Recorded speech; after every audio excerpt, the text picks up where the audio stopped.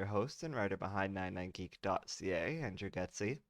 As primarily a fiction writer releasing chapters of my books in weekly chunks on my Patreon like episodes of TV shows when I'm not trying to make ends meet in what feels like a poverty nightmare, I wanted my brand, 99% Geek, to offer more than just my writing, pulling from my many interests and passions.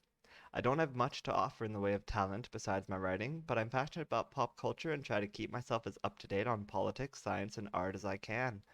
Being a huge TV nerd, I run down the best shows of the week, go over all the major news headlines for people who have maybe gotten too tired to follow regular news, breaking it down and explaining it for people who might feel unable to follow along. And before anything else, I spotlight something cool and geeky for the week. Remember, you can follow along by going to 99geek.ca.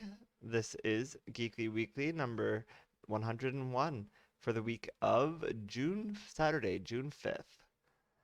And this week's highlight is sports games, surprisingly, even though that doesn't sound like it would be my thing. Because it normally isn't.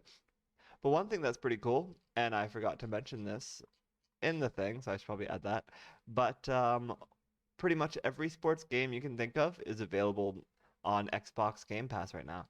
So if you have Xbox Game Pass, you have access to pretty much every kind of sports game without. So where should I put that in? Best part is on Xbox, all the games I'm talking about are included in either Game Pass or EA Access, which is a part of Game Pass. Of Game Pass Ultimate. So if you have Game Pass Ultimate, you have it all. And yeah, then you can play games like hockey, baseball is now included when normally that used to be a PlayStation exclusive. Now they have to pay $80 for it, but we get it included in our subscription service. There's also I already said hockey, baseball, but those don't really matter. I mean, I hate baseball, but whatever. Basketball, football, also football. Golf. I've been playing a lot of golf. I've been enjoying the golf lately. A lot of people are probably like, "What? Golf sounds like the most boring one," and you would think so, and yet it's like weirdly fun and silly and weird and fun and silly. Um, I've been playing a bunch of sports games lately. Less this week and more the week before, but I didn't want my 100th episode to be about sports games. I've never been much into sports, to varying degrees depending on the sport. I like the Winter Olympics a lot more than the Summer Olympics, and I've been told that's not a crazy opinion. I will say that I have often been confused and perplexed by different sports, and I've found playing the video games can sometimes actually help. In the same way that I often feel overwhelmed by the new Pokemon and think, well, like, they aren't as cool as the old Pokemon, but the show can help me familiarize myself with the different types of Pokemon so I can feel more connected to them when I play the game. Same with the video games for sports. By playing the video games for sports, I suddenly can feel more of a connection for then when I say come across the game on TV or I come across a friend who's talking about a sport or something, and normally I would have no idea what they're talking about, but suddenly I can connect because I have played them in a medium that works for me. Um, I will say that I've already said that. I found playing the video games can sometimes actually help. Like, I understand so much more the concepts of offsides because I played the video games and experienced them for myself. I understand. And it turns out there are offsides not just in hockey, but also in soccer. If I believe if your a fenceman is beyond their final defenseman and then receives the ball, then that's an offside, I think. You have to like get the ball in front of their last defenseman and then pass their last defenseman. Um, I understand strategies in football more now because I got to practically see for myself how making different choices netted different results. I also find the more I play different sports titles, the more I get used to the names of different athletes. It's a great way to familiarize yourself with who is a strong player and who isn't, and it's knowledge like that that can help you compete against your friends in fantasy sports leagues, or even just strike up conversation with sports fanatic family members while they watch their favorite game. But they can also be a lot of fun. Almost all of the different sports games have a plethora of modes. I can create my own player and follow their career through hockey, basketball, NFL, baseball, or I can start a season in any of those games and just play through a normal season with the normal players that are already exist. Or I can be a GM in a GM season, a general manager, not whatever game master, where it's not just about picking the players and playing the game, it's also about training the players, scouting out new players, setting prices to be competitive, upgrading your arena, balancing the budget. There's all kinds of nerdy things to dive into in these kinds of games for fans of games like SimCity or something like that. Or for people who love sports, there's even a mode I think those types love. I can't imagine who else would get jizz for such a mode, where you have to build your own fantasy teams using digital cards you have to buy with real money. So it's like a trading card game like Magic the Gathering, except you then make the team with the cards and actually play with it in a normal game or whatever sport. I would advise always avoiding those game types like the plague, as they are literally there to steal your money, so watch out for that. But I've heard from a lot of people that it's a great mode and their favorite mode, and those people are crazy. Golf can also be a lot of fun in video game form. It's less frustrating and slow as in real life, and can be quite chill and relaxing. That's if you play a realistic golf sim, but there's a lot of really fun mini golf games that are all kinds of chaos. Oh yeah, this is already in the edit mode, isn't it? Where was I? Here. Okay. Um, I messed it up somewhere. Here. Fun, chaotic mini golf games. Eh. Now let's close that. Presumably, I will not have to change anything else in this entire blog. It's all perfect from here on out. That's if you play realistic golf sim, but there's a lot of really fun, chaotic mini golf games right now that are super popular for playing with friends. Like Golf with Your Friends is literally the name of the game that's fun to play with your friends. I haven't gotten to that game yet myself, but I've heard it's a lot of fun. I've seen a lot of streams of like celebrity gamers playing it, and they all seem to enjoy the shit out of it. If you have friends who want to game, if you that you want to game with, then it's a great choice. Lucky you, by the way, if you have friends who you want to game with, because I wish I did. That would be really awesome. If you want to be my friend and game with me, then by all means contact me. You must contact me. Queen Amidala, please. People are dying. I haven't gotten to that yet, but I've heard it's a lot of fun if you have friends, which I don't. I just said all of that without even reading it there. But there you go. There's even crazier options if golf is your thing. On the Nintendo Switch side of things, they recently announced Mario Golf, which looks like it intends to combine the best aspects of Mario Kart and golf into one package. I've heard people warn that Mario Tennis, the last game made by this same studio, wasn't stellar, but this could change their luck. Maybe this is going to be where they prove that they can actually make a good game. There's also on Switch a game called Golf Story that I own and never play, but I've heard it's fantastic. I've heard it's like a JRPG meets golf, and I can't imagine how that would work, but I've heard it works amazingly well and should be played by all people ever. I'm sure that's just the tip of the iceberg for sports games. I didn't even get into fantasy sports like Rocket League or Knockout City, which is free on Game Pass, or whatever that Blood Bowl thing is that I keep hearing about. And don't be afraid about any of the stuff being too hard. I found every sports game has a million options and sliders to fine tune the experience to be exactly what works for you. Am I getting too many tripping penalties? Sure, I can learn how not to trip people, but I can also lower the slider for how often the ref calls on tripping. My point is, even if your thing is sports, there's still plenty of video games you can get into to scratch that itch and celebrate your love of sport, I guess. Or if you love video games, there's no reason you can't meet your sports fans halfway and try to engage in their favorite sport video game style and see for yourself what they love so much about their sport. The best part is, on Xbox, all the games I'm talking about are included in either Game Pass or EA Access, which is a part of Game Pass Ultimate. No, I think the best part is that the players in Madden NFL don't get real concussions, so their concussions are only make believe. That's the best part. That's why video games are better than real sport. Thank you. Sure, the Leafs lost their Super Bowl thingy this year, but they're gonna go all the way in my league, you'll see. I also lowered the cost of tickets and concessions by like half. Yes, Toronto, you are welcome. Finally, a reasonable person is in charge. Moving on and away from the highlights as I drink some water. Water break, do do do do do, water break.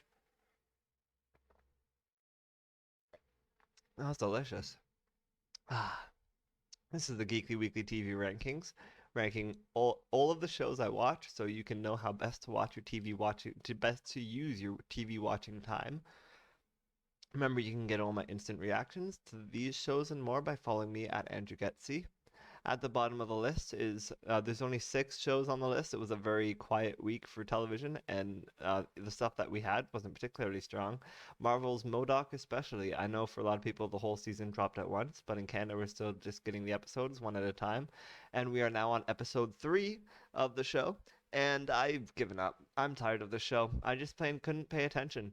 My phone was out the whole time looking at anything else and trying so hard to pay attention, but I couldn't do it. In the end, with like 8 minutes left, I decided there was no point continuing to watch when I cared so little about any character. I'm just not interested in watching a show about a toxic fuck like MODOK. I don't care. The whole show, the whole episode, just me being like, I don't care, shut up, shut up. You know, every time somebody would talk, shut up. Even the kid trying to be all positive and stuff, and it's like, shut up. The girls complain, shut up. The main character is just being his douchey self, and it's like, shut up, I don't care. So by that point, when you're just screaming at the TV for everyone to shut the fuck up, I think it's time to stop watching that show. So I've given up on Marvel's MODOK. If you find it fun, good for you, but I don't find it funny at all or interesting. I just find it annoying. Moving on to number 5 on the list. So the point is you'll never see MODOK on this list again, which I said the same for Superman and Lois, and look how that turned out. But that's not number 5 on the list. Number 5 on the list this week is actually Kung Fu with 2.5 stars. It was an alright, if kind of empty episode. Nothing happened for a long time, and when we finally got some kung fu fighting, it was fun, but everything around that scene was just empty and uninteresting. I got a few unintentional laughs out of it, and thought the reveal that the dad had seen her at the monastery was pretty laughable. Just an all around forgettable episode. But again, when the fighting broke out, I enjoyed it. It was really fun. Otherwise, who knows how low I would have graded this episode. 2.5 stars, so which is decent. It was a decent, totally fine episode of a show. Moving on from there, number 4 on the list, Superman and Lois with 3 stars. I'm a little mixed on this episode. I would call it more consistent than episodes have been this season. There was just plain less annoying Jordan stuff. It was Jordan just magically having musical talent out of nowhere. Oh yeah, I did recitals when I was 8 years old, so I could just pick it up like it's nothing, he says. But there were interesting parts to this episode, mainly surrounding John Henry Irons and his whole backstory and everything. I thought Superman had some interesting moments. Lois had some interesting moments too, but the therapy felt a little wasted. I don't know. The episode was fine, I guess. But again, Jordan, it's just so bothering me. It's like he literally gets everything in this show. Like he has all the things, but then he just keeps complaining about how terrible his life is all the time. And it's just like, stop, stop. We don't care. Stop. You're the worst person in the world. Jesus Christ. I can't stand it. I literally can't stand it. He ruins that whole show. Otherwise, the show's fine, but he just ruins it. So that's 3 stars, Superman and Lois. Moving on from there to the top 3. I actually think these are pretty worth getting that sort of being the getting that extra recognition. Starting with Hacks, even though it generally doesn't rate very well, I don't think Hacks is like I feel like where Hacks is strong enough that it probably deserves better ratings than I keep giving it. But I'm giving it 3 stars. A strong 3 stars, but 3 stars. This was a decent couple episodes of the show, intriguing with good performances and a steady forward progression of the plot. That said, there are frustrating aspects of the show, and it never really hits any heights. It's a strong 3 stars, more just from the performances and people on this show just feeling like real people, but it doesn't really have much else going for it, just the charisma of its cast. But I mean, that's a lot. Like it feels like a show that is better than it actually is, if that makes sense. Moving on from there to number 2 on the list, Star Wars: The Bad Batch with 4.5 stars. That was a great episode of the show.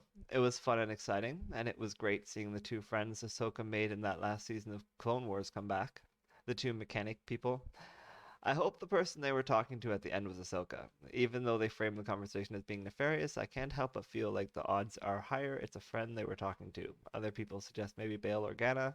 I'd prefer Ahsoka, but we'll see. This all sounds pretty good to me. The point is, we're getting lots of connections and things. We're bringing the whole universe together. The Bad Batch is going to end up being about more than just some clones being all like, yo, gotta get out of here. It actually has other longer reaching impacts, and that's going to be exciting to watch and explore.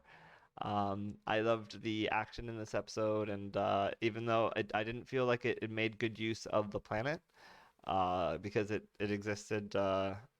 It took place on the planet of Corellia, but it didn't seem to make good use of the planet of Corellia, even though that is Han Solo's home planet. It could have just been any factory anywhere, and it would have worked. Um, so that was disappointing, and that was actually how it lost its only half a star. Um, I didn't even mention that in the write-up, but I probably should have. All these write-ups were kind of short this week. I was just whatever. I guess I was trying to quit smoking. I'm sorry if that's a thing. But yeah, the only really weakness of this episode this week was that they didn't really use the location all that well. But besides that, I thought it was fantastic and fun and intense and exciting and cool characters, and I'm all in on this show. It's good. It's good fun, especially when we don't have much else going on. Number one on the list, Mayor of Easttown with 4.5 stars as well. This was a really good finale. There were multiple twists and turns, even after the multiple twists and turns that led us to what we thought was the answer leading into this episode. The final reveal was sad and poignant and connected with Mare and what she went through with her kid, and it was a really powerful episode with some great moments and much better cohesion than last week. I'm glad it was able to end as strongly as it did. Even that final shot felt like it had weight. Not a perfect mystery noir miniseries, but a strong entry in the genre nonetheless. No, I wasn't talking to you, Siri. Shut your mouth. Thank you. That's right. I told her what for. So yeah, that was the Geekly Weekly TV rankings. Mayor of Eastwood was a good. Mayor of Easttown was a good finale. So if you are looking for a show that is exactly 7 episodes long and then it will end and you don't need to worry about there being sequels or anything, then that might be something you're interested in. It has a crazy twist in the final episode that they hold on to. Star Wars Bad Batch is always good. Star Wars is, if you're not caught up on Star Wars, why are you listening to this podcast? And yeah, Hacks I think is better than I keep giving it credit for. So yeah, those top three are probably, and Kung Fu. Uh, so the top five. Fuck Superman and Lois, but fuck it for being better than Kung Fu this week. What can I say? Moving on from there, Geekly predictions. New releases people will be talking about around the water cooler over the next week. Starting at the top with Loki coming out on Disney Plus this Wednesday. I am excited about this. I'm hyped. I'm set. I'm ready.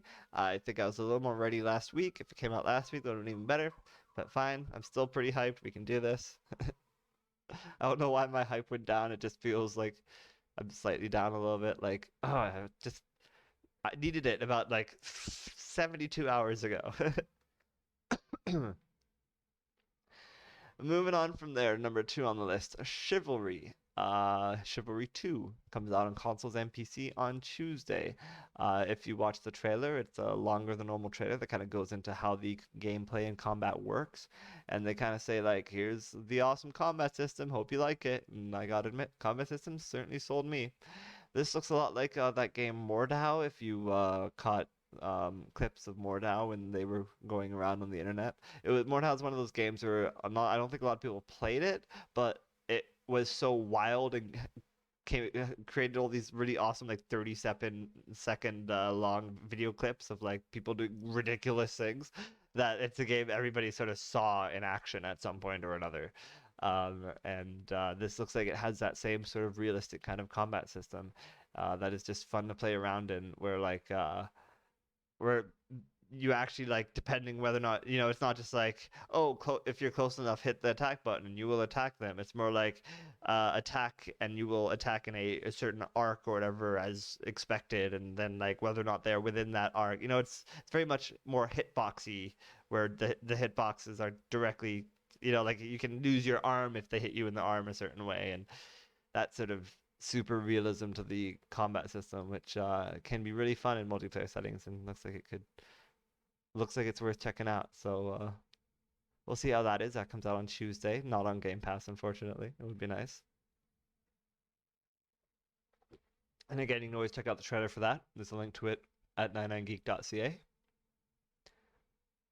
Number three on this list, I found mentions all over the place that Ghostbusters Afterlife is coming out this Friday, which is somewhat of a surprise to me, considering I don't think I've really seen commercials around, and nobody's really been talking about it at all. And I'd honestly be super shocked if it came out this Friday. But apparently it's coming out this Friday, and a lot of people seem to agree that it's coming out this Friday, and nobody seems to have any confirmation that it's been pushed back further or anything. I could be wrong about that, but it's 100% possible that we could be getting Ghostbusters Afterlife this Friday. So look for that. Number 4 on the list, Infinite. It actually doesn't look too bad. A lot of people apparently were excited for Dylan O'Brien being in this movie coming out on Paramount Plus on Thursday that I had never heard of before. Personally, I'm more excited for Jason Mantzoukas. It doesn't even look like Dylan O'Brien is in it very much, which is funny. But Jason Mantzoukas looks like a good time always, which is he is always a good time. I will say that Mark Wahlberg is almost always a turnoff and really hard to take seriously.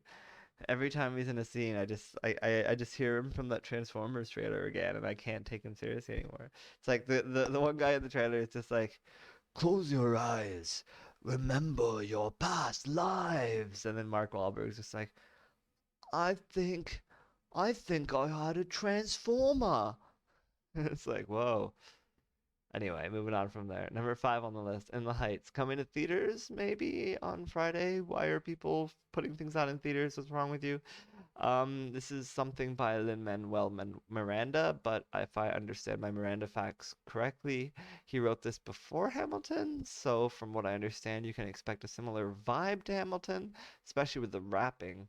But I think he honed his art making this and then made the superior Hamilton, so it might not be as good as Hamilton. But it will definitely scratch a Lin-Manuel Miranda itch if you have one of those. So maybe you check it out. Number 6 on the list, Awake, coming to Netflix on Wednesday. It looks alright, but as far as post-apocalyptic worlds get, it sounds kind of random. Here, let me read you because it just sounds so ridiculous. The summary of it.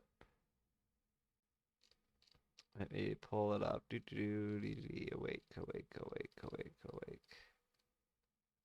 What did I say? Thursday? Wednesday? Wednesday. All right, Netflix's latest high-concept thriller is set in a post-apocalyptic world in which electronic devices no longer function. Oh, and also humans can no longer fall asleep. Like, what? What? What? Huh? That's so random. I mean, I think I made a joke on Twitter. It was like, just wait for the next apocalyptic world where we find out that humans can't make bacon on Sundays anymore, and they no longer have shoes. All their shoes have disappeared, and they have to get all their electricity from elephants now, and when they sneeze, their heads explode. So watch for that post-apocalyptic world that's coming out. Yay! What would you even call that post-apocalyptic world? I don't know. Elephants strike back. They have the power now. The elephants have the power now. It's a whole plot. You have to find the last of the elephants without sneezing. Don't do it. Oh my God, no. Betty, you were pregnant with our child. Why? Where was I? So if you want to check out that movie, which is exactly like what I just described, that's Awake coming to Netflix on Wednesday. Moving on to number 7 on the list, Betty season 2 coming to HBO on Friday. I've never heard of this show, nor am I much into skater culture beyond being sort of into punk culture. But this looked kind of fun to me, maybe because I'm sort of into punk culture. Um, so yeah, Betty, if you're into that, season 2 of that's coming out on HBO on Friday. There's a trailer for that. You can check it out. I'm not gonna do that. Number 8 on the list, Love Victor, season 2 coming out on Hulu on Friday. It's by the creators of, or in the same universe as Love, the other person who does stuff. Nope, it's never gonna come to me. I'm sorry. However, if you're a fan of that feel-good gay romance love story, then you can totally check that out. Coming on Hulu June 11th and stuff. So, yeah, cool. Yeah, it's never gonna come to me. I could Google something, but I can't be bothered. Moving on from there, Rogue Hostage comes to theaters and VOD Friday. It looks like there's some interesting actors in this, like John Malkovich. I guess they paid him a lot of money, and so he decided to be in this. It's basically just Die Hard in a supermarket. Number 10 on the list, Skater Girl, coming out on Netflix Friday. It's if you watch the trailer for Betty season 2 and you're like, man, I'm totally down with skateboarder culture suddenly, then you can watch this Netflix show or movie, maybe, I'm not sure which, about a skater girl in India who suddenly realizes she then falls in love with skateboarding because it's like, whoa, skateboarding's a thing and it's cool. So if you're suddenly realizing skateboarding's a thing and it's cool, then you can go on that journey with this girl in the Netflix story that apparently is based on a true story, even though it's a dramatized take. So enjoy that. That comes out on Friday. Um, with Betty, so you can enjoy both of those things. Just flip from Netflix to HBO and then jerk off in a can and go skateboarding. Isn't that how those people live their lives? Number 11 on the list, Wish Dragon, comes to Netflix on Friday. It's Aladdin and the Genie, but in modern day. And the Genie isn't Robin Williams, but he's doing all the same jokes, just not as good as Robin Williams. That sounds worth your time, then enjoy. It's coming to Netflix on Friday as well. So you can watch all these things on Friday. Wow, such a big day. No wonder it took me so long to put this stuff together. Finally, number 12 on the list of things that are coming out this week. War of the Worlds Season 2 is coming out on Epix slash maybe Amazon Prime in some places on Sunday. That's soonish. I never watched season 1 of this. I heard mixed things, and seeing as it was like the fourth War of the Worlds in a decade, I didn't feel the need to jump on it. I've heard some people say it's good, and I've heard some people say it's terrible. It's apparently quite slow, so you need patience for it. Whether it's good or not, I'm not sure. I'd give it a chance, but there are other better shows on my backlog than this, and there are better versions of War of the Worlds you could be watching instead. But if none of that dissuades you, then the show is probably not a complete waste of your time, is what I've heard. I've also heard maybe they're not aliens. Like, okay, skip ahead a minute if you don't want me to just completely spoil this thing, because I only read like a. It sounds like they're not aliens. They're humans from. I don't know if they're from the future or what, but like they're humans that left and now they're back and they're taking back their home, but they're different and they might be from the future or maybe an alternate universe, or maybe it's like the Goobacks in South Park when like they make fun of Terminator in one of the episodes, and all these people from the future are coming back in time, and because there's a better economy, and they can basically it's a allegory for third world countries and how people are constantly immigrating to America to make money and then sending the money back to their home countries for their families and shit. So that's what these Goobacks are doing. They're coming from the future where the future shit, and they're sending all the money into the future to help their families and shit. By taking our shitty jobs. And then everybody gets really mad about the shitty jobs. They took our jobs, and they all decide to jump in a big gay pile, and it's fun. So yeah, I would suggest instead of watching what I was just talking about, War of the Worlds, you should instead just watch that episode of South Park, and it would do you just as good. Moving on from there to honorable mentions, that's things that don't make this list, like continuing shows of quality or nonfiction content. The Bachelorette returns on Monday. Not only am I not a fan, but I would actively implore you not to watch it. I actually feel like on some levels I'm morally against it, and anything I can do to steer people away is a win in my books. It's not just the way these people are taken advantage of or the way it idolizes the worst traits in human beings. It's also blah blah blah, no one cares. There's also something called The Cube coming out on Thursday. If you don't know what it is, neither did I, but like people were super, super pumped for this show. Apparently, it's a really big thing in Britain, so I looked it up and, okay. It looks really fucking dumb to me. Dumb and super overdramatic. But if those are two things you're looking for from your game shows, then maybe check it out. again, it has some fanatic fans. Like, on some of the YouTube comments are just like, I'm so pumped for this. I'm going to be a contestant maybe one day when I grow up. I'm going to be the best contestant for this ever. And then somebody else just like, calm down. He's like, you don't get it. I watch the UK one all the time. It's so good. It's the most intense thing ever. It's like, oh, fuck. It's like, I don't know if anyone ever remembers the Flash cartoon Metal Gear Awesome, but then he did one for like Halo Awesome or something like that, where it was literally just people with like the disc be like, yeah, yeah, hello, let's do it, yeah, and then they like pound the disc and like cocaine and then sniff the fucking disc and then, ah! It's fucking insane. Um, ah! I think that might have been Gears of War actually. That it might have been Gears of War, not Halo, because then it shows like the people in the game are freaking out too, and they like are eating themselves like their own people. They're just eating because they're just so fucking crazy. And then like the aliens are like, "Yo, dog, what's up?" They're like, ah! And they just rip the aliens apart. And then the one guy that's Dom is just like, "Where's my wife?" For no reason. It's just like, yeah, that's basically the story of the Gears of War games as well. That's Gears of War 2 for you. It's just the whole story can be boiled down to, where's my wife? And they just like rips the guy. Good times. So yeah, apparently that's the cube. If that's something you're interested in, just super fucking extreme. That's the cube. Just looks so dumb to me. Just so dumb. Moving on from there to, I probably just convinced so many people to watch that.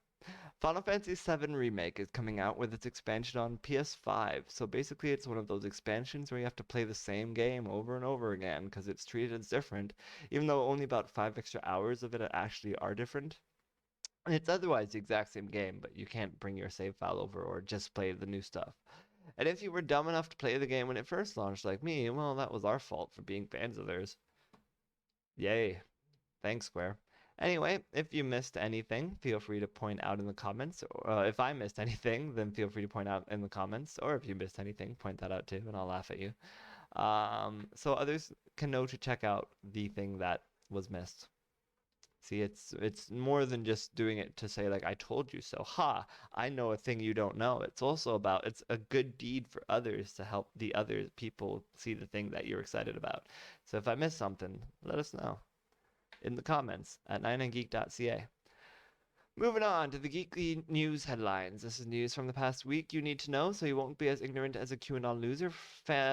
Thankfully, there wasn't a lot this week. I think I just posted a lot to my Twitter feed and figured it wasn't good enough, wasn't important enough to mention here. Generally, there'll be a lot of times where I'll be interested in something and then I'll get to the end and be like, okay, but it wasn't really news. And then I won't put it on this list. But yeah, so, starting at the top, the GOP's off the rails march toward authoritarianism has historians worried. This is a story by Ben Jacobs, June 2nd, 2021, on Vice.com. Last week, Senate Republicans successfully blocked legislature to create a bipartisan commission to investigate the failed, whatever the fuck that word is supposed to be, on January 6th, the failed insurrection? That's not what that word is supposed to be, but okay. Which resulted in 5 people dead and over 400 people arrested for their part in the attack on the United States Capitol. Senator Lisa Murkowski of Alaska, one of 7 Senate Republicans to support the measure, expressed her disgust at her colleague's vote. Are we going to acknowledge that as a country that is based on these principles of democracy that we hold so dear, and one of those is that we have free and fair elections, and we respect the results of those elections, and this is just a very long run-on sentence, ma'am. That didn't lead anywhere. She asked, not leading anywhere. I kind of want that to endure beyond just one election. I mean, we get what you're trying to say, but you did a terrible job of saying it. Her concern is echoed by an increasing number of scholars. Do you get what she's trying to say? She's basically a Republican saying, hey, guys, democracy is important, and you guys don't seem to give a shit about democracy at all. So maybe smarten up, or else our democracy will fall apart if we keep with this bullshit. So she's one of the decent conservatives in the world, and she's from Alaska. Go figure. Her concern is echoed by an increasing number of scholars who study American history and the rise of authoritarianism around the globe. While republics are often fragile, they see the United States in a unique position as a mature democracy at the point of fracturing. As Harvard political scientist Stephen Levitsky, co-author of How Democracies Die, a study of the collapse of democracies across the world, put it bluntly, I think we are headed for a crisis. And many scholars say that fracturing is without historical precedent. A mainstream Democratic Party, one of the major parties in a country, going fully off the rails, it's hard to find analogs, said Levitsky's co-author Daniel Ziblatt, also at Harvard. But Ziblatt and others were united in where to place the blame, the radicalization and increasing authoritarianism of the Republican Party. While Ziblatt's book argued that American democracy is not inherently exceptional and the norms that hold it together were rendered vulnerable by the rise of former President Donald Trump, much of its assumptions seem almost naive after January 6th.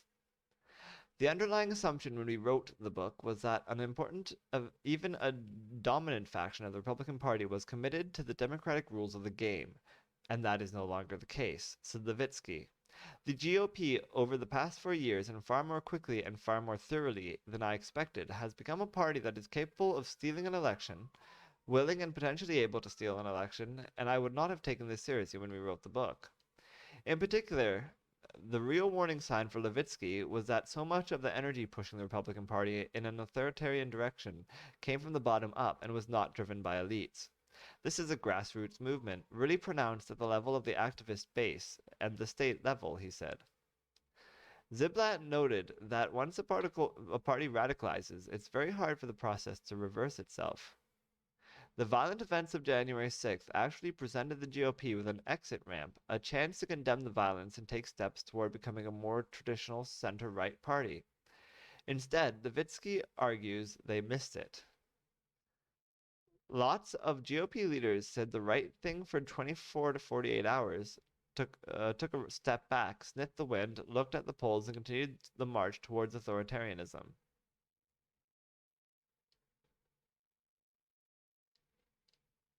Okay, yeah, I think I get what he's saying. A lot of said the right thing 24 to 48 hours after the insurrection, took a step back, sniffed the wind, looked at the polls, and then just continued to march towards authoritarianism. He contrasted this grassroots support for Trump and continued belief in the big lie among the Republican base with the eroding popularity for Slobodan Milosevic after his failed attempt to overturn the 2000 Serbian election. We all remember when that happened. The GOP is a vibrant, ideological, activist-driven party. This is an authoritarian movement from below. In contrast, while Milosevic's Socialist Party had few ideological committed activists left in 2000, Republicans are committed and waking up on Saturday morning and doing volunteer work, which is what the fuck. This ideological commitment, combined with growing disdain for democratic norms, was unusual in his view. I don't know of any established party in an established democracy behaving this way. What happens in other places is the parties turn to the military, citing 1970s Chile as an analog. The Christian Democrats were a thoroughly democratic party that was scared of then-President Salvador Allende and backed the coup. The party itself didn't evolve into an authoritarian party, and rather than becoming authoritarian themselves, center-right parties relied on the military to do the work. The best example of a political party shifting toward authoritarianism in recent decades is in Hungary, where strongman Viktor Orban Fidesz's party has become dominant as the Central European country has become the leading example of what's become known as a liberal democracy. As Valerie Bunce, a political scientist at Cornell, noted, is probably the best comparison to Donald Trump's Republican Party. However, she added that under Orban, the party is not a cult of personality. Instead, Orban delivers the goods that the party rural voters want. Well, that's lucky for them, I guess. But yes, I've heard horrible things about the state of Hungary lately, which makes me sad because Geczy is a Hungarian name, so there you go. Further, the Hungarian leader has been undertaking a sustained effort to rebuild and reshape institutions in the country to ensure his party's dominance, including changing the electoral rules to guarantee Fidesz a parliamentary supermajority even if they only win a plurality victory. There are some similarities to Hungary with Republican efforts to change voting rules in some states to some of these steps, particularly as states like Georgia, Iowa, and Texas used Trump's false claims of voter fraud to pass legislation that Democrats claim would lead to voter suppression. According to the left-wing Brennan Center for Justice, 14 states have passed at least one bill in 2021 that would restrict voter access. Then again, noted Joshua Tucker, a New York University professor and co-director of New York University's Center for Social Media and Politics, political parties always try to change electoral rules to their advantage. Instead, Tucker dwelled on a definition of democracy from political scientist Adam Perzerowski that had two key factors. The first was where there was uncertainty over who was going to win elections, and the second where parties lose elections, they cede power, and the other parties come to power. Tucker argues the rise of the big lie creates a situation in which the process of ceding power becomes that much more difficult for the right. We know from decades of studies that comparative politics we know from decades of studies of comparative politics that key to democracy is belief that if the other guys lose, they will step down, he said. In his view, the growing Republican mythos around the 2020 election could lead to a downward spiral. If you get to the point where the left doesn't think the right will cede power, you would expect that would make the left do things more likely to avoid ceding power, Tucker said. While the erosion of foreign democracies offers some comparisons, scholars of American history are searching back to the Civil War to find parallels.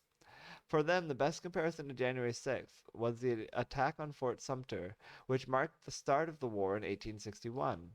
Sean Wilentz, an award-winning historian at Princeton University and author of Rise of American Democracy, told Vice News that the assault on the Capitol, like the attack on Fort Sumter, was a calculated assault on democratic process.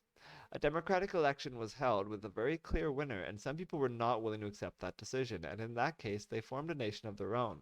The difference in Wilentz's eyes was that, in this case, rather than secede, Trump loyalists promote a big lie, much more than like what happens in European authoritarian politics, and deny the legitimacy of the current administration. He added, "It's succeeding without seceding." It's not just the events of January 6th, but also the aftermath of it that stand out. H.W. Brands, an acclaimed historian at the University of Texas, noted Trump's continued dominance over the Republican Party itself has no precedence in American history. There has never been an instance of a president who ran for re-election, lost, and still had such a command over his party as Trump, he told Vice News. The closest comparison he could find was Andrew Jackson, who basically controlled the Democratic Party until his death in 1845. However, Jackson not only created the Democratic Party, but also won overwhelming victories in both of his successful presidential elections and got a plurality of the popular and electoral vote in a third. In contrast, Trump lost the popular vote twice and saw the GOP lose control of both chambers of Congress while he was in the Oval Office. As Tucker Riley pointed out, it's as if Democrats spent all of 1981 seeking Jimmy Carter's blessing. The overwhelming concern among scholars isn't so much the continued personal influence of Trump, but the impact of his continued false claims about election fraud and efforts to overturn the 2020 election. They worry what the 2024 election could look like as the Republican Party has further radicalized and embraced the big lie has become a foundational belief of many on the right. The 2020 election was kind of a dress rehearsal in a way, said Ziblatt, as Republicans discovered that they can violate democratic norms without seeming to suffer any political consequences. It's hard to unlearn things. Uh-huh. And all of this could be avoided. We wouldn't have to worry about things like voter protections if we would just hold people accountable for the bullshit they did.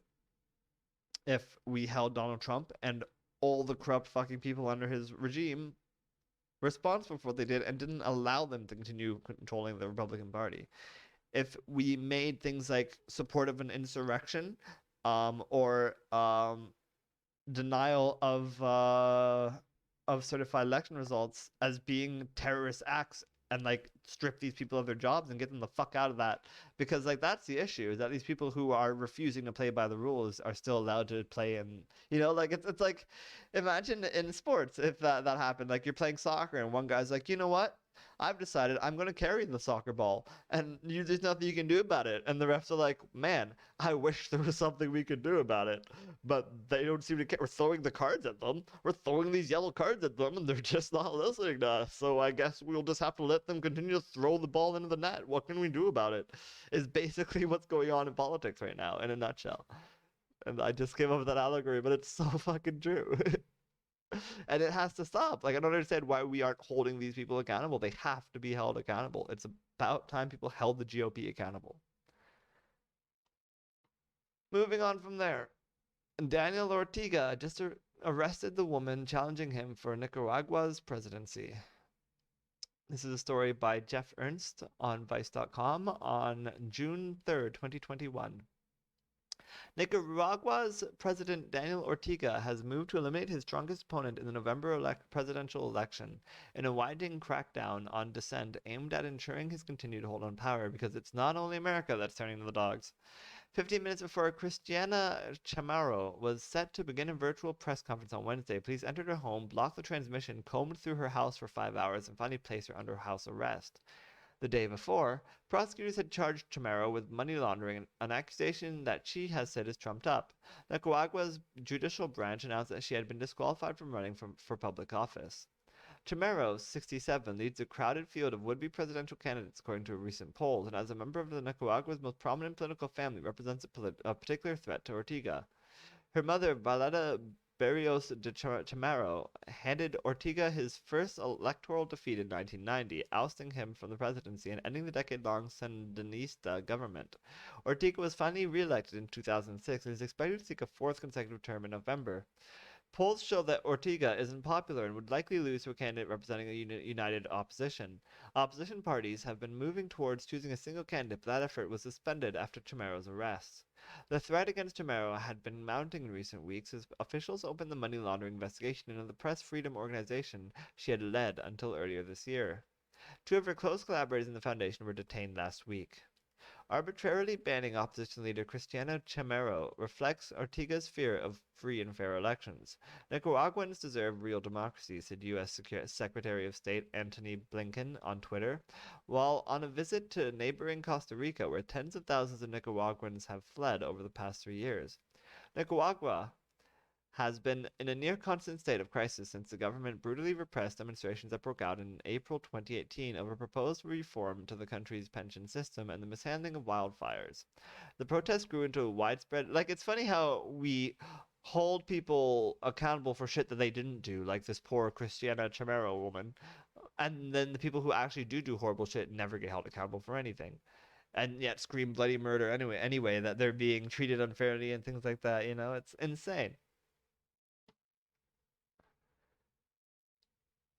The protests grew into a widespread rebellion, and more than 300 people were killed in the ensuing turmoil, most by state security forces or paramilitary groups called turbas, aligned with Ortega's Sandinista party. The state-sponsored violence was condemned by the international community, including the United States, which has since sanctioned dozens of Nicaraguan officials, including high-ranking police officers and family members of Ortega, as well as his wife, Vice President Rosario Murillo, a flamboyant poet and mystic who many consider the de facto president. The resulting isolation sent the country's economy into a freefall, leveling its once flourishing tourism industry.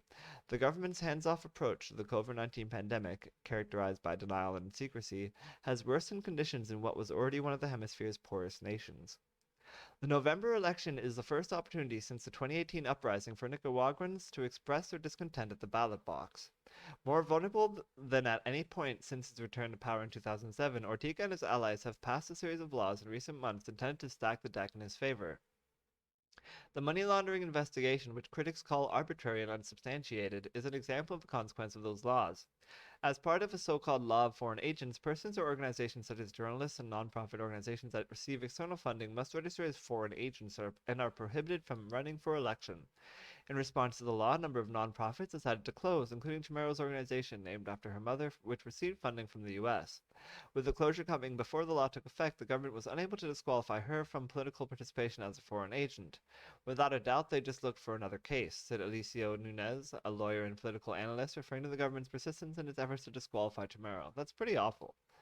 Chamorro's main job is as a journalist and vice president of the newspaper La Prensa. Her father, Pedro Joaquin Chamorro, was the paper's editor when he was murdered in 1978 in response to his outspoken opposition to the dictatorship of the Somoza family, which was toppled by Sandinistas in the following year, and now they're just becoming their own dictatorship. The death of Violeta Barriso's husband helped her win the presidency after discontent grew with Sandinista rule under Ortega, whose government was also under military attack by U.S.-backed Contra rebels. The Chamorro family maintains broad sympathy to this day. A recent poll shows that Cristiana, her brother Carlos Fernando, editor of the independent news outlet Confidencial, and her cousin Juan Sebastian, who is also seeking the presidency, are three of Nicaragua's top four most favorably viewed political figures. So she has multiple family members who are running for the same office? That's fascinating. All three are well ahead of Ortega in the polls. All right, so hopefully one of them wins, I guess.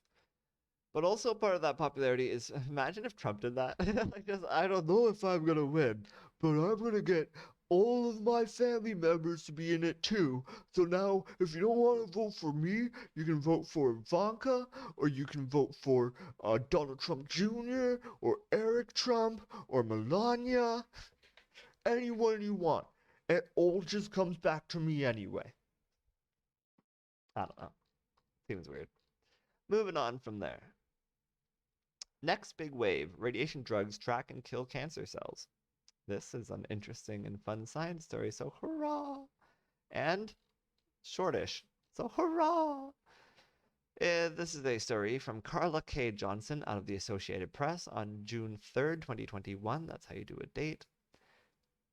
Doctors are reporting improved survival in men with advanced prostate cancer from an experimental drug that delivers radiation directly to tumor cells. Hooray! Few such drugs are approved now, but the approach may become a new way to treat patients with other hard-to-reach or inoperable cancers, so not just male prostate cancers. The study tested an emerging class of medicine called radiopharmaceuticals, drugs that deliver radiation directly to cancer cells. The drug in this case is a molecule that contains two parts, a tracker and a cancer-killing payload. Trillions of these molecules hunt down cancer cells, latching onto protein receptors on the cell membrane. The payload emits radiation, which hits the tumor cells within its range. You can treat tumors that you cannot see. Anywhere the drug can go, the drug can reach tumor cells. I mean, this is awesome, said Dr. Franklin, who had no role in the study but head the division at the National Cancer Institute that helps develop such medicine. Results were released Thursday by the American Society of Clinical Oncology ahead of its annual meeting this weekend. The study was funded by Novartis, the drug's maker, which plans to seek approvals in the United States and Europe later this year. When cancer is confined to the prostate, radiation can be beamed into the body or implanted in pellets, but those methods don't work well in more advanced prostate cancer. About 43,000 men in the United States each year are diagnosed with prostate cancer that has spread and is no longer responding to hormone blocking treatment. I think that's how I think my grandfather died of prostate cancer. The study tested a new way to get radiation treatment to such patients. It involved 831 men with advanced prostate cancer. Two-thirds were given the radiation drug, and the rest served as a comparison group. Those poor rest of people. Like, fuck. Imagine being in that comparison group. That's like the worst. Patients got the drug through an IV every 6 weeks, up to 6 times. After about 2 years, those who received the drug did better on average. The cancer was kept at bay for nearly 9 months, compared to about 3 months for the others. Survival was better too, about 15 months versus 11 months. The gain may not seem like much, but these patients don't have many options, said ASCO President Dr. Lori Pierce, a cancer radiation specialist at the University of Michigan. Radioactivity can reduce blood cell production, which can lead to anemia and blood clotting problems for patients. In this study, 53% of patients had serious side effects compared to 38% of patients in the comparison group. Okay. Also, again, really sucks that 38% of people who had serious side effects to absolutely nothing. Both groups were allowed to get other treatments. The results paved the way for government approval and will boost interest in radiation drugs, Lynn said. Others already in use include Novartis Lutathera for a rare type of cancer of the stomach and gut, and Bayer's Xofigo is approved for men whose prostate cancer has spread to the bone but not elsewhere. Xofigo targets areas where the body is trying to repair bone loss from tumor damage, but it isn't directly aimed at prostate cancer cells or where they may be in the body. Wow, that's fucked. So the body is capable of repairing bone loss from tumor damage? Like that, I thought you can't get rid, like I thought bone loss is permanent, but that sounds like not true. The things that just hold on and try to stay as healthy as possible, because the longer you can last, the more likely that we're gonna figure out more crazy ways of fucking making people last even longer. Just hold on, because we're on the cusp of fucking crazy medical breakthroughs left and fucking right. I believe that really strongly. And I believe we can beat things like cancer. I believe that through science we can do fucking anything. I've heard it said, I've read somewhere that it is said that the first person to live to 1,000 years old has already been born. And I know that seems fucking crazy, but I think once we figure this shit out, it's gonna be really fucking easier than we think. Like it's gonna be like one of those things where it's not a gradual increase. Once we hit like 100, 150, it's not like we get, and maybe now it's 2 years more. We figure out how to survive 2 years more. No, we're gonna figure out the secret of why aging is happening, and we're just gonna not doing that anymore. Fuck that shit. Either that, or we're gonna rely on Elon Musk and his whole thing with the putting probes in monkeys. Hopefully not up their butts, and then being able to scan their brains and stuff. Right now, he's working on a way to probe monkeys so that they can play video games with their minds. But he's saying that through doing that, they're going to learn more about how to like map the mind and scan the mind using these probes and implants and things like that. And then potentially he's talking about future uses of this technology going so far as being able to copy a brain and maybe implant it in another body and things like that. And then he just kind of went on talking about something else. It's like, wait, you're talking about solving human mortality is what you're talking about, just so in offhand. And hopefully he's putting lots of money into that, because I mean that's kind of more, that would be the biggest human um breakthrough in science that humanity has ever experienced ever in their history. So I think that would be worth pushing for. Moving on from there, anyway, to Hong Kong media say that organizer of Tiananmen Square vigil was arrested, and that is horrifying. Let's read more about that. This is also a story of the Associated Press. It's sent by Zen Su on June 3rd, 2021. Out of Hong Kong. A member of the committee that organizes Hong Kong's annual candlelight vigil for the victims of the Tiananmen Square crackdown was arrested early Friday on the 32nd anniversary of Tiananmen Square, local media reported. Public broadcaster RTHK and others reported Chow Hang-tung, the vice chair of the Hong Kong Alliance in support of patriotic democratic movements in China, was arrested by police early Friday. It is not clear why Chow was arrested, and police have yet to comment on the matter. The committee organizes the vigil and ran a museum dedicated to the 1989 military crackdown on the pro-democracy protesters in Beijing's Tiananmen Square. The vigil has been cancelled by city authorities for a second year, and the museum was closed this week. So that's shitty and bullshit. If you want to know more about Tiananmen Square, you should look up a book that I read in high school. That was like really good. One of the best books I've ever read.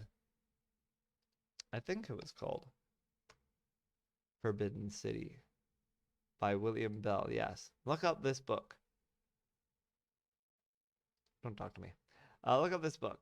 It is amazing. It is based on a true story. I think like it's a fictionalized account of based on stories that either this guy went through or people he talked to went through. But like it really takes you through like everything that happened in Tiananmen Square in a fictional way, so it's really exciting and crazy and sort of Cloverfield-esque, where he's go traveling throughout the city and everything's happening around him. It's always almost like following him wherever he's going and stuff. So it's kind of like that, but it's intense and cool, and it really gives you a sense of what Tiananmen Square is all about and how fucked up it was. So definitely read that book, Forbidden City, if you want to celebrate the I wouldn't say celebrate, but if you want to recognize the anniversary of Tiananmen Square. So yeah, remember you can get instant reactions to the news and articles that don't make the cut at Andrew Geczy on Twitter. That's at AndrewGeczy. Remember to follow me and keep an eye on my feed so you can always keep up to date on what's going on with everything all the time and stuff. Moving on from there to the Geekly blog. That's everything going on in my personal life, my writing dreams, and for the brand. I am now on day 6 of not smoking. I made it past the hardest hump. Now I just feel numb. The hard part now is maintaining my no smoking mandate over the long term. All it takes, unfortunately, is for me to be weak even once, and then it's back to the races for me. And I feel weak and depressed all the time. So, yeah. I've been trying to keep myself distracted with all kinds of things, not least of all is the time I've spent on World of Warcraft Classic, just grinding away and listening to podcasts as I go. But this weekend I'm going to have to pull together all my energy and motivation and willpower and try to write, without buying a pack of smokes. I can do it. I've almost finished the Geekly Weekly without needing a cigarette. Don't smoke, don't smoke, don't smoke. Just don't do it. Ever. It will forever be in your mind, haunting you and distracting you. Now I know the evil of addiction. I know never to even try something like cocaine or heroin. I don't care how awesome cocaine feels. That's the problem with cigarettes, right? It feels good to your brain, and then once you know what that feels like, you'll always, on some level, subconsciously want it again. Try being creative when your mind is constantly yelling at you, smoke, smoke. Are you smoking yet? Imagine that times 100 for cocaine, and no thank you. Don't do drugs. Drugs are bad, even though I'm all for weed and I smoke weed all the time. But other than that, drugs are bad. And don't do that until you're at least 16. But no more cigarettes for me. Day 6 in the bag. Bring on week number 2. We can do this. I already feel like I just want to jump off the wagon now and run and grab a pack of cigarettes. I really do. I can't imagine writing after this, but I have to now. It's also getting pretty hot in here. It's like super hot out there. I heard it was going to be like 31 degrees today. And when it gets that hot, my air conditioner starts leaking, so I need to leave it off during the day and only turn on at night while I sleep. But yeah, so that's fun. Moving on to the Geekly Weekly comments and questions and stats and stuff. I did get some comments. I believe Gorky had some nice words about about our 100th episode. He apologized for not always following along and made clear he appreciates that this blog exists. Thanks, Gorky. You might be alone on that one.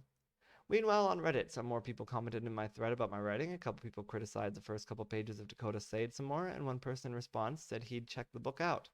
I saw 8 pages read on my Amazon report, and then just nothing, so I guess he didn't like what he read. As for my numbers, they've been down as usual, pretty much across the board. The podcast has been especially down this week, though my numbers for my Patreon have fluctuated wildly this week, being like 30, 25, 20, 4. Yeah, like, so okay, whatever. And then yeah, I got 8 page reads on Amazon, and then whoever read those 8 pages was like, "That's good." Those were awful 8 pages. I don't think I'll read anymore. Anyway, my name is Andrew Geczy, and my brand is 99% Geek, found at 99geek.ca. I'm a writer writing monthly chapters of novels like episodes of TV shows, releasing them in 4 weekly segments of Tease Turns Reacts on Mondays at noonish on my Patreon page. Every month is a different book over a range of genres, and they sometimes even cross over and connect. At the end of the month, the finished chapter is added to the PDFs attached at the bottom of every post. Finally, the finished books are self-published on Amazon. There's a dark fantasy story about a post-apocalyptic world where powerful royals rule and enslave the remaining people struggling to survive on the last remaining landmass. There's also a sci-fi story about a people on a dying world who have to build a ship to a new one, but their project is almost brought down by a terrorist organization within their own ranks. Finally, there's a crossover story where characters from my other books are brought into the distant future where the princess of a far advanced civilization, one that lives in a solar system-sized megastructure around a Dyson Sphere, needs help defeating her twisted, power-hungry brother.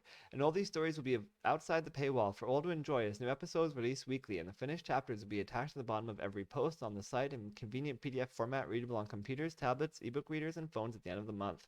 But that's not all my stories. There's also urban fantasy tales about a teenage girl turned into a vampire against her will, or a scorned lover investigating paranormal phenomena, or a journalist covering news and politics in the Middle East. And there's a fantasy story about a fallen angel trying to stop the end of the world. All these stories are published and available on Amazon and are also safe and sound behind the paywall in PDF format attached to an archive at the top of my Patreon page. Only viewable by subscribers, my entire library of work, thousands of pages worth, is easily accessible to every subscriber at any level. There's even a Geekly Weekly blog that covers all the news you may have missed over the week, as well as ranks a week's worth of television and makes predictions on what new pop culture things might be in the public consciousness for the next week. It releases every Saturday at noonish. Finally, I do video game streams, both multiplayer matchmaking as well as single-player campaign playthroughs. You can see me play games like Final Fantasy, Call of Duty, Hitman, and more. Watch them as they happen at twitch.tv/wingcommander4, or wait until I release the recorded videos on days when I have nothing else to release. And you can see it all in one place. So stay tuned and maybe subscribe. It's only $1 and the support you show will go a very long way, I promise. There are also higher tiers. Give $5 one month and you can name a character or a location or suggest a thing you might want to see. Basically, you get to give a noun and then I promise to incorporate that noun into one of my stories somehow. Maybe not the same month you give the suggestion, but within 3 months guaranteed. No matter how crazy, you can't sabotage me, I promise. Think of it like a fun improv game, and you can keep giving nouns for every month you pay at the $5 tier. Or if you give $10, you don't get 2 nouns, but you can give a description to go along with your noun. Describe the personality of your character, or the look of your location, or the importance of your item. For $10, you get a noun and a description. You can also give $1 towards supporting my efforts at video game streaming or my weekly blog if that's more where your interests lie. And all subscribers at every tier will get early access to my writing, unedited, but released a week early if you finish the current week and feel excited to find out what happens next.